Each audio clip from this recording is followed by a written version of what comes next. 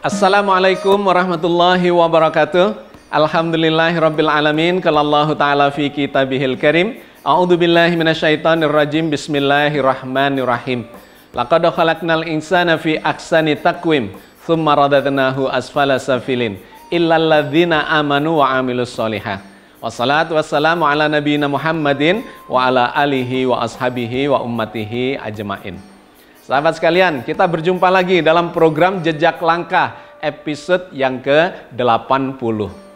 Kita lanjutkan kajian kita terkait dengan sejarah dinasti Abbasiyah. Inilah dinasti atau kekhalifahan Islam yang memunculkan puncak peradaban, sehingga tercatat di dalam sejarah sebagai golden era atau golden age, yaitu zaman keemasan di dalam peradaban Islam, di mana pusat peradaban waktu itu bergeser dari Persia dan Romawi sebagai dua kekuatan besar di timur dan di barat, kemudian mengarah atau dikuasai beralih ke peradaban Islam di dinasti Abbasiyah, yaitu di Baghdad. Kita sudah membahasnya dalam beberapa episode sampai di khalifah yang kelima, yaitu Khalifah Harun al-Rasyid. Di mana di zaman pemerintahan Harun al-Rasyid inilah peradaban umat Islam mencapai puncaknya. Pelajaran yang kita dapatkan dari pembahasan sejumlah episode, kita telah menyimpulkan bahwa zaman keemasan di eranya Harun al-Rasyid itu tidak mendadak atau seketika secara instan dicapai oleh Khalifah Harun al-Rasyid, melainkan sebagai sebuah proses yang panjang. Dimulai dari khalifah yang pertama, yaitu Abul Abbas As-Saffah, di mana dialah yang meletakkan pondasi kekuasaan politik. Karena di zamannya khalifah yang pertama ini, As-Saffah ini, dia berhasil meruntuhkan kekuasaan dinasti Umayyah di tahun 750. Dia berhasil meruntuhkan dan merebut, kemudian memindahkan kekuasaan itu dari Damaskus ke Baghdad. Di mana selama 4 tahun dia berhasil meletakkan pondasi kekuasaan politik, melakukan konsolidasi dalam wilayah yang sangat luas yang dulunya dikuasai oleh dinasti Umayyah. Jadi ini adalah pondasi yang pertama, kekuasaan politik, konsolidasi wilayah kekuasaan yang sedemikian luas di zamannya khalifah yang pertama. Yang kedua adalah Khalifah Abu Ja'far al-Mansur, saudara dari Khalifah As-Saffah. Di tangan Abu Ja'far al-Mansur inilah dia meletakkan pondasi berikutnya, yaitu administrasi pemerintahan. Wilayah yang sangat luas itu harus dikendalikan dengan administrasi yang baik. Nah, di zaman Al-Mansur ini selama 21 tahun pemerintahannya, mulai tahun 754 sampai 775, dia berhasil menata sistem pemerintahannya menjadi sangat kokoh. Itu adalah pondasi yang kedua. Nah, setelah Al-Mansur ini dilanjutkan oleh Al-Mahdi, yaitu putranya. Di mana Al-Mahdi ini meletakkan pondasi yang berikutnya, melakukan pembangunan ekonomi, kesejahteraan, dan ilmu pengetahuan atau peradaban. Jadi kita melihat ini progresnya, sehingga kenapa di era berikutnya itu terjadi pemerintahan yang sangat bagus, dikarenakan pondasinya sudah diletakkan dengan sangat baik selama 4 tahun, ditambah 21 tahun, ditambah Al-Mahdi itu 10 tahun. Praktis 35 tahun dibangun itu pondasinya menjadi sedemikian kokohnya.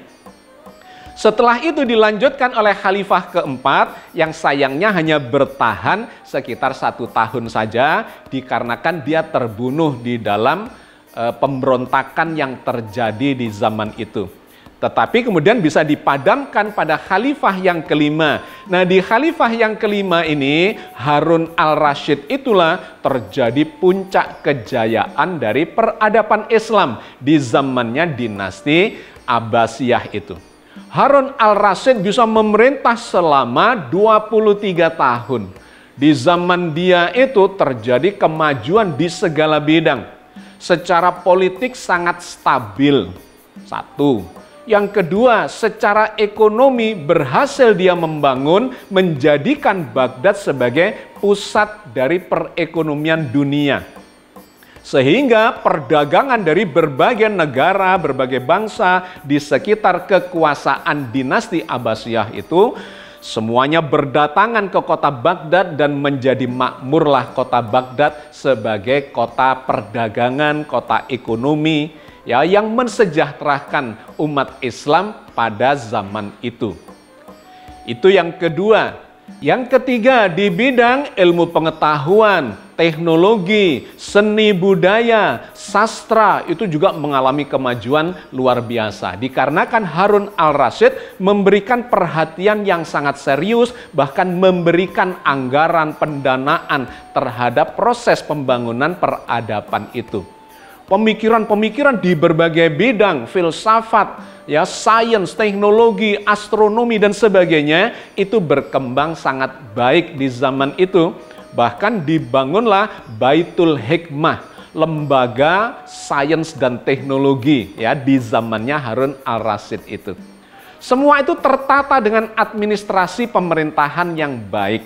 Jadi kita melihat ini, efek dari pembangunan-pembangunan, pondasi-pondasi yang diletakkan oleh khalifah-khalifah sebelumnya. Kestabilan politik, pemerintahan dengan administrasi yang baik, pembangunan bidang ekonomi, semua itu diwariskan kepada Harun al-Rasyid dan menjadi faktor penting bagi kejayaan peradaban di zaman dia itu. Dan selain itu di bidang agama itu terjadi perkembangan yang luar biasa dikarenakan Harun al-Rasyid ini memberikan ruang yang sangat besar, yang sangat leluasa kepada umat Islam, kepada para ulama, kepada para cerdik pandai, sehingga berkembanglah berbagai macam aliran fikih, madhab-madhab, itu berkembang di zamannya Harun al-Rasyid. Di bidang filsafat agama, teologi, ilmu kalam, sufisme, ya, segala macam pemikiran-pemikiran yang berkembang di zamannya Harun al-Rasyid. Dikarenakan dia memberikan keleluasaan untuk melakukan ijtihad-ijtihad terhadap agama sesuai dengan perkembangan zamannya dengan kebutuhan peradaban yang terus bergerak maju ke depan itu. Masalah kemudian baru muncul ketika Harun al-Rasyid ini wafat di usia muda. Jadi Harun al-Rasyid ini waktu diangkat sebagai khalifah itu baru usia 20 tahun kira-kira. Dan berkuasa selama 23 tahun. Nah, di usia 43 tahun itu Harun al-Rasyid wafat. Sesungguhnya usia yang masih sangat muda. Dikarenakan pada waktu itu Harun al-Rasyid sedang berusaha mengatasi pemberontakan yang terjadi di wilayah Samarkand. Ketika dalam perjalanan itulah Harun al-Rasyid mengalami sakit dan kemudian wafat di dalam perjalanan. Tentu saja ini sangat mendadak dan kemudian memunculkan masalah terkait dengan pewarisan kekuasaannya. Tetapi sesungguhnya Harun al-Rasyid sudah merasakan bahwa dia harus menata warisan kekuasaan itu dengan baik. Dikarenakan dia mengetahui bahwa di beberapa dari anaknya itu ada konflik kepentingan terkait dengan warisan kekuasaan itu nantinya. Sehingga di akhir-akhir sebelum wafatnya Harun al-Rasyid, sesungguhnya dia sempat membuat surat wasiat dan disepakati di antara anak-anaknya. Harun al-Rasyid ini memiliki sejumlah anak. Dan kemudian dia menetapkan 2 putra mahkota. Putra mahkota pertama dan putra mahkota kedua, dibikinlah surat wasiatnya itu. Disepakati pada saat beliau Harun al-Rasyid beserta anak-anaknya yang akan dijadikan sebagai putra mahkota itu melakukan umroh di Makkah. Dibikinlah surat wasiat dan kemudian ditempelkan kesepakatan itu di dinding Ka'bah supaya semua masyarakat umat Islam pada waktu itu mengetahui siapa yang ditetapkan oleh Harun al-Rasyid sebagai putra mahkota yang pertama dan putra mahkota yang kedua. Disinilah muncul masalah, karena putra mahkota yang pertama itu ternyata justru diberikan kepada anaknya yang nomor 2 sesungguhnya secara usia, yaitu Al-Amin. Sedangkan putra mahkota kedua justru adalah kakaknya, yaitu Al-Ma'mun. Kenapa ditentukan putra mahkota pertamanya adalah Al-Amin? Dikarenakan Al-Amin ini dilahirkan dari istri yang bangsawan, yaitu dari Bani Abbasiyah. Sukunya adalah Arab. Sedangkan yang kedua, Al-Ma'mun, itu dilahirkan dari istri yang Persia dan mantan budak. Di sini memunculkan masalah pewarisan kekuasaan di dalam keluarga itu. Terjadi pergesekan, konflik antara Arab, ya, keturunan Arab dan keturunan Persia. Seharusnya kalau mengikuti usianya, Al-Ma'mun ini lebih dulu ditetapkan sebagai putra mahkota pertama dan kemudian Al-Amin sebagai putra mahkota yang kedua. Nah, inilah yang kemudian memunculkan masalah. Begitu Harun al-Rasyid wafat, kemudian friksi itu mulai melebar. Tetapi karena sudah diwasiatkan, maka Al-Ma'mun itu menerima. Waktu itu Al-Ma'mun adalah gubernur di Khurasan. Sedangkan Al-Amin itu gubernur di Baghdad. Jadi Harun al-Rasyid sudah meletakkan itu, urutan itu, menempatkan Al-Amin sebagai gubernur di ibu kota di Baghdad, sedangkan Al-Ma'mun itu di Khurasan, adalah provinsi kedua yang terbesar setelah Baghdad. Nah, sahabat sekalian, begitu Harun al-Rasyid meninggal dunia, maka semuanya sudah berbaiat kepada Al-Amin. Nah, Al-Amin ini berkuasa selama 4 tahun, mulai dari tahun 809 sampai 813. Dalam masa pemerintahannya yang 4 tahun itu terjadi banyak peperangan dan pemberontakan, bahkan perang saudara. Yang pertama adalah gangguan dari Romawi Timur, dari Bizantium. Ketika Harun al-Rasyid berkuasa, Kaisar Bizantium tidak berani mengganggu dikarenakan kekuatannya yang hebat di zamannya Harun al-Rasyid itu. Tetapi begitu Harun al-Rasyid wafat, maka Kaisar Romawi atau Bizantium itu kemudian berusaha mengganggu kekuasaan dari Al-Amin dan melakukan penyerangan di kawasan Suriah Utara, di Irak Utara, di perbatasan antara wilayah Bizantium dengan dinasti Abbasiyah. Tetapi dalam peperangan yang cukup panjang setahun lebih, dinasti Abbasiyah di zamannya Al-Amin bisa menumpas, bahkan Kaisar Nicephorus itu terbunuh. Sehingga praktis dimenangkan oleh dinasti Abbasiyah pada waktu itu. Tetapi kemudian muncul lagi pemberontakan di kawasan Syria Tengah, di Homs, yang kemudian juga bisa dipadamkan.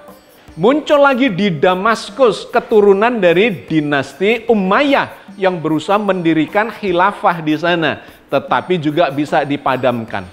Dan di 2 tahun kekuasaannya yang terakhir, Al-Amin ini kemudian memunculkan masalah terkait dengan warisan kekuasaan itu tadi.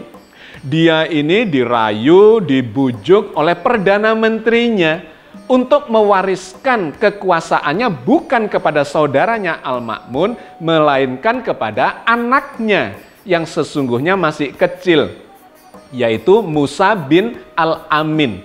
Nah, disinilah kemudian memunculkan konflik terbuka antara Al-Amin dengan Al-Ma'mun yang waktu itu adalah gubernur di Khurasan itu.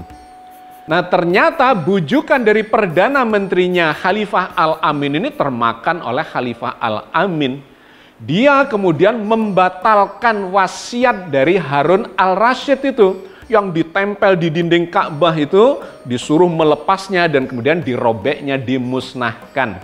Bahkan dia kemudian memecat saudaranya Al-Ma'mun yang sedang menjadi gubernur di Khurasan itu.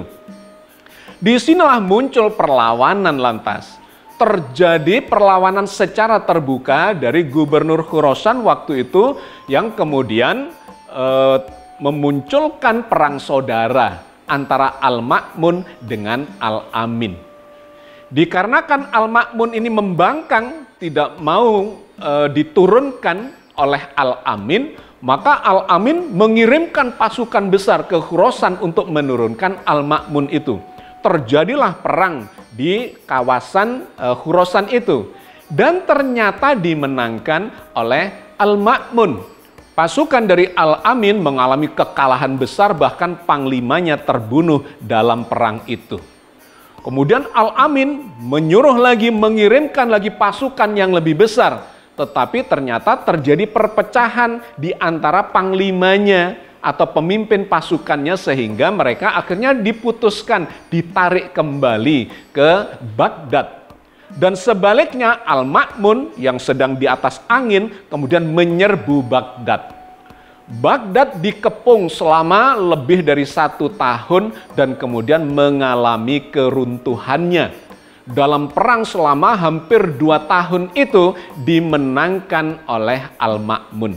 Dan kemudian Al-Amin terbunuh di istananya di Baghdad. Jadi dia berkuasa selama 4 tahun.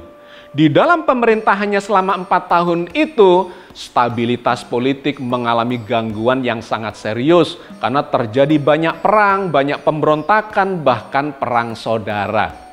Kesejahteraan rakyat, pembangunan ekonomi juga mengalami stagnasi, bahkan penurunan ya, dikarenakan memang tidak lagi bisa fokus untuk melakukan pembangunan ekonomi. Termasuk di dalam bidang pengembangan peradaban yang di zamannya Harun al-Rasyid sedemikian moncernya, sedemikian bagusnya perkembangan sains, teknologi, dan kajian-kajian ilmiah, bahkan dakwah-dakwah itu mengalami stagnasi di zamannya Al-Amin itu. Jadi praktis selama 4 tahun itu Baghdad kemudian meredup untuk sementara waktu.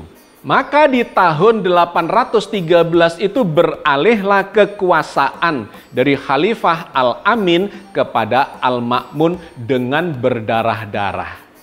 Ini adalah peristiwa yang pertama di dalam dinasti Abbasiyah di mana peralihan kekuasaan terjadi dengan pertumpahan darah, terjadi dalam perang saudara. Kenapa bisa begitu? Sekali lagi ini menunjukkan cerita klasik yang memunculkan masalah terkait dengan pewarisan kekuasaan berbasis pada dinasti. Ini yang juga dulu kita kaji terjadi di zamannya dinasti Umayyah. Terjadi perebutan kekuasaan dikarenakan sistem pewarisan kekuasaan berbasis pada keturunan itu. Berbeda dengan zamannya Khulafaur Rasyidin yang berbasis pada keumatan. Ketika pewarisan kekuasaan itu berbasis kepada keturunan, maka terjadi kebimbangan, kerancuan, keraguan. Siapa yang paling berhak? Apakah berdasar pada usianya, siapa yang lebih tua? Ataukah berdasar pada keturunan dari istri yang mana? Nah, itulah yang memunculkan persoalan dan terulang kembali di zamannya dinasti Abbasiyah. Padahal mulai dari khalifah yang pertama, 2, 3, sampai yang kelima, itu progresivitasnya terlihat sangat baik sampai memunculkan puncak peradaban di zaman Harun al-Rasyid. Tetapi ternyata Harun al-Rasyid ini kemudian memiliki masalah soal pewarisan kekuasaan. Terjadi perebutan antara jalur keturunan Arabik dengan yang Persia itu. Padahal dari segi usia, Al-Ma'mun yang seharusnya putra mahkota yang pertama, sedangkan Al-Amin yang kedua. Tetapi dikarenakan istri atau ibu dari Al-Amin itu adalah keturunan bangsawan dari dinasti Abbasiyah, dari kaum Quraisy, dari Arab, Maka dibandingkan dengan istri keduanya, ibu dari Al-Ma'mun yang mantan budak dari Persia, dianggap dia lebih berhak. Nah, ternyata itulah yang menjadi masalah dan kemudian memunculkan perang saudara itu. Jadi sahabat sekalian, ini menjadi pelajaran yang sangat penting bagi kita bahwa sistem pewarisan secara dinasti itu selalu masalahnya adalah klasik terkait dengan perebutan kekuasaan itu. Nah, maka sejak tahun 813 itulah berkuasa Al-Ma'mun dan dia bisa berkuasa selama 20 tahun sampai 833. Saya kira kita cukupkan dulu kajian kita sampai di sini untuk episode kali ini, di mana kita mendapatkan pelajaran yang sangat berharga terkait dengan regenerasi kepemimpinan itu. Bahwa sistem yang sangat baik pun akan bisa mengalami kehancurannya, keruntuhan ketika pewarisan kekuasaannya bermasalah. Oke sahabat sekalian, mudah-mudahan sedikit yang kita bahas Allah memberikan barokah dan hikmah yang banyak kepada kita semua untuk belajar hikmah dari sejarah peradaban umat Islam. Amin ya rabbal alamin. Assalamualaikum warahmatullahi wabarakatuh.